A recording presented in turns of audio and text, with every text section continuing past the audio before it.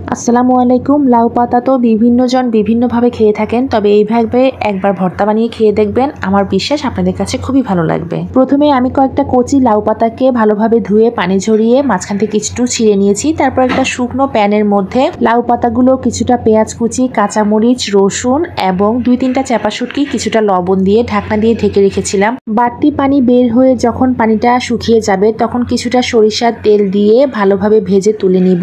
আপনারা চাইলে এই ভর্তায় ধনেপাতাও ব্যবহার করতে পারেন, তবে যেহেতু লাউ পাতা দিয়েছি আমি ধনেপাতার ফ্লেভারটা ভর্তার মধ্যে চাচ্ছিলাম না, চাচ্ছিলাম লাউ পাতার একদম আসল ফ্লেভারটা যাতে ভর্তার মধ্যে থাকে। তারপর কি শিলপাটায় বেটে নিলেই কিন্তু খুবই মজাদার লাউ পাতার ভর্তা রেডি। গরম গরম ধোয়া ওঠা ভাতের সাথে এই লাউ পাতার ভর্তা যেন অমৃত মনে হয়। একটু ঝালঝাল করে বানাবেন, তাহলে কিন্তু আরো বেশি মজার হবে। এর আগে কখনো খেয়েছেন কিনা অবশ্যই আমাকে কমেন্টে জানাবেন। ভালো লেগে থাকলে চ্যানেলটি সাবস্ক্রাইব করে ভিডিওটিতে একটি লাইক দিয়ে দিবেন। সবাইকে আল্লাহ হাফেজ। Thanks for watching.